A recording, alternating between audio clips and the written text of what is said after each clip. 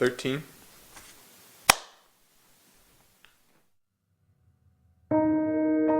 Chris Williams, CHRIS WILLIAMS. On February 9th, 2007, my family was hit by a drunk teenage driver, and killed in that accident was my wife, Michelle, who was expecting our 5th child, and then my 2nd oldest son, Benjamin, and my only daughter, Anna.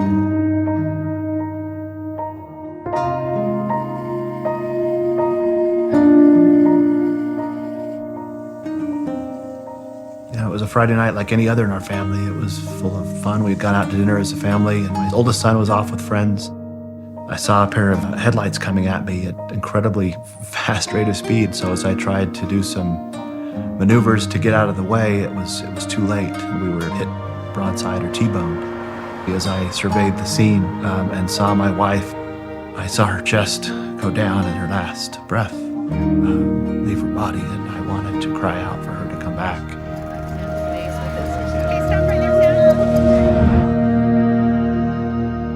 The next sound I heard was of me wailing and grieving the fact that they were gone. It was as near to an out-of-body experience as I could have, listening and realizing that I was the one making that sound. I've never felt so vulnerable in my life. I've never felt so crushed, spiritually, emotionally, and physically. If you have a teenager out past midnight, you don't like to receive a call. I got up and took the phone, and on the other end of the line, a man identified himself as being from the Salt Lake City Police Department. Told us that he had our son Cameron, told us that Cameron was intoxicated, that he'd been in an accident, but he was okay. And he told us as a result of the accident that 3 people had been killed.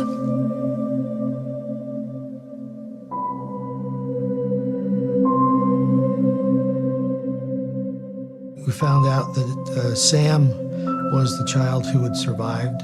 So we went up to the University Hospital where Chris's family were there. Even at that moment, we're all blubbering and crying, and Chris is laying on the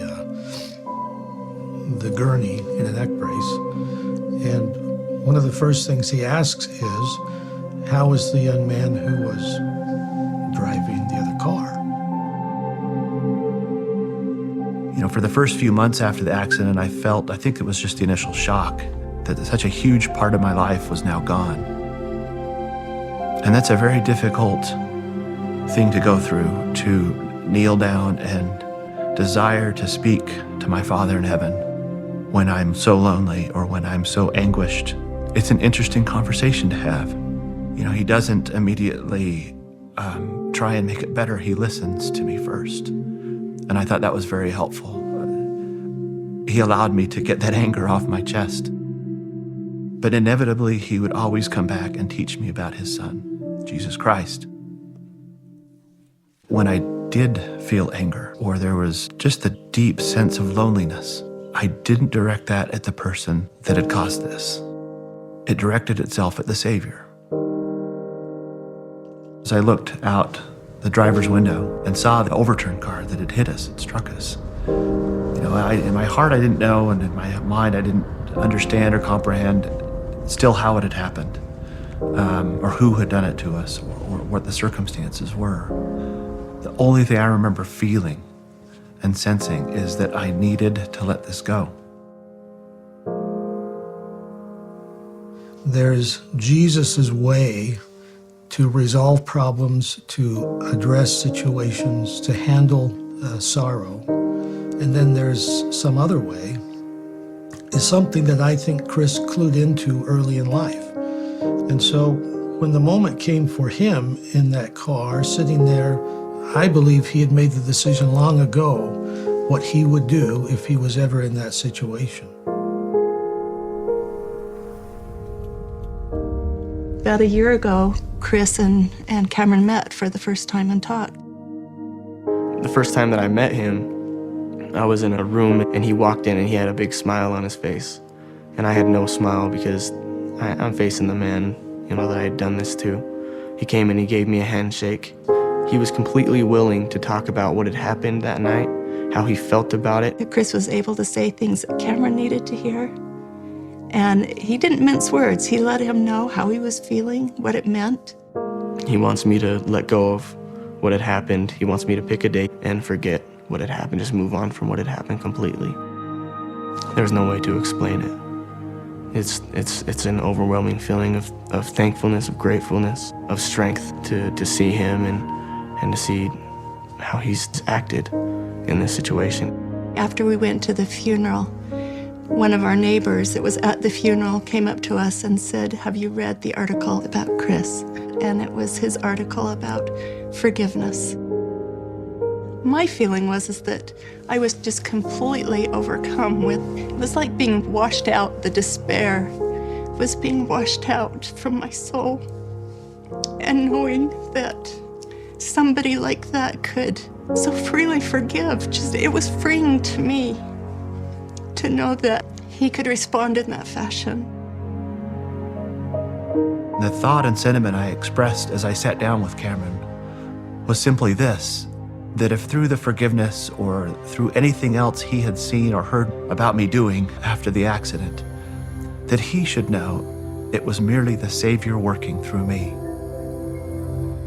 I had merely put myself in a situation to be a vessel through which the Spirit, through which his example, through which his knowledge, his intelligence, his brilliance could shine.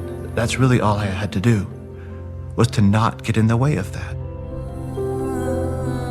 I wanted him to understand that I really didn't have much to do with any of the goodness that has come out of that. It's become more significant to me, the fact that he had forgiven me. And I know that's because he knows and he has a testimony and a relationship with Jesus Christ. I'm grateful that God allows tragedies and trials to occur in our lives. Not because they're easy or because they're desired, but because they help us love. And that too was a wonderful blessing because I saw my brother.